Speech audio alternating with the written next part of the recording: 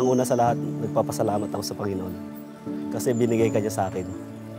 Binigay upang magbigay saya, lakas at inspirasyon ng aking buhay. Hindi ko lubos maisip na sa unang trabaho ko matatagpuan ang aking forever. Forever na magbibigay sa akin ng ligaya at makakasama sa habang buhay.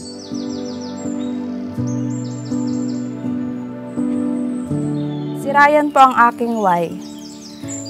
Siya ang sagot sa bawat bakit mula sa lahat ng pagkabigo at sa lahat ng maling panahon. Kung pagdadaanan ko man ulit ang mga masasakit na proseso that lead me to you, masaya akong gagawin dahil it's definitely worth it. Ito'y imbitasyon ng Diyos sa kanila upang magtipon at bumuo ng isang pamilya. Kahit ito nangyayari sa loob ng munisipyo, sa garden, kung saan-saan, no? Dahil hindi lang ito kontrata, kundi ito'y sakramento, banal na pangyayari. Kaya ito'y nangyayari sa loob ng simbahan. Kasabay natin tutuparin lahat ng plano at pangarap natin sa buhay. Susuungin lahat ng problema at challenges na darating sa ating buhay. Naniniwala ko na wala tayong hindi kayang lagpasan na magkasama. Palagi mong tatandaan na meron akong ikaw at meron kang ako na mananatili sa panghabang buhay at sa walang hanggang pag-ibig. Ito ang okasyon na kung kailan ating matutunghayan, ating pinagdiriwang ang sakramento ng pagtitipon. Ryan Francis at Gretchen, no? Ito'y imbitasyon ng Diyos sa inyo, no? Na maging banal sa loob ng isang pamilya dahil ang pamilya ay disenyo ng Diyos.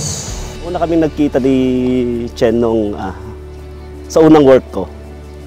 Then nakita ko siya, separate kami ng table. Parang magan yung loob ko sa kanya.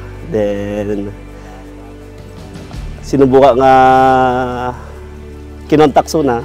Then ay naging conversation na. Then at the time nga nilagawak na. Then at that time hindi ka na busted na. So ayay. And after a few years and a few months, bumalik ako sa kanya.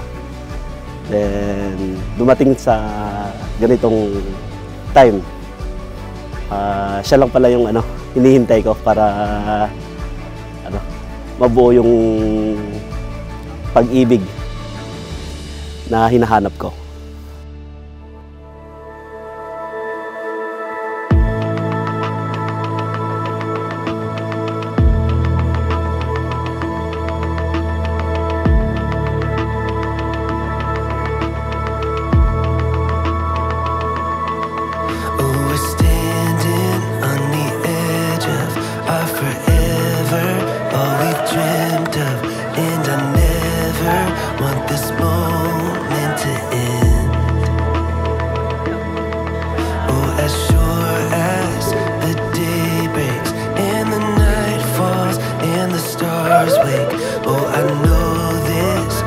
Sir sa putay. Ito may vlog.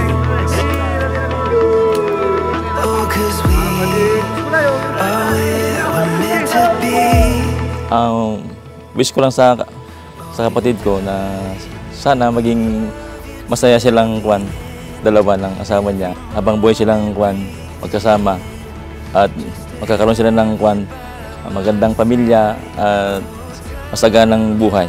Anak, ngayon at may asawa ka na, sana'y pagbutihin mo ang iyong buhay, anak. Sikapin mong maging masaya, sana maganda yung kabuhayan ninyo. Yung hindi naman kayo mahirap, hindi naman kayo mayaman. Yung katamtaman lang, magmahalan kayong dalawa para sa ganon, maging hanggang buhay ang iyong pagmamahalan. Ryan, ay di nagkasar kami kininanay mo, awan nga plus ti daga, nyaman nga talon nga naipamana kanya may narawid mi amin nga bala may tigas ta si matmat ti panagbektew sa pala kuma ta adamot ti adal mo adamot trabaho mo Tit sa peloma, tamapasayat mo mot iti managdeng. Ryan, babe, thank you for being my nanay's answered prayer. I promise to always choose you no matter what. Ikaw at ikaw pa rin ang pipiliin ko sa araw-araw. Mahal na mahal kita.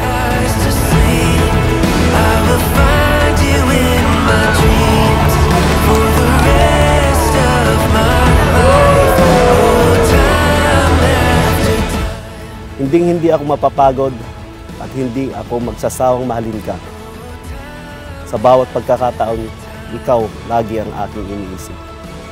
Pangako ko na iingatan ka, aalagaan, susuportahan at mamahalin habang buhay. Kahit pumuti man ang ating mga buhok at mabungian ang ating mga ngiti.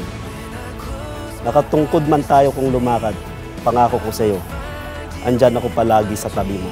Ipapaalala na meron nag-iisang Ryan na nagmamahal, minamahal at mahal na mahal ka.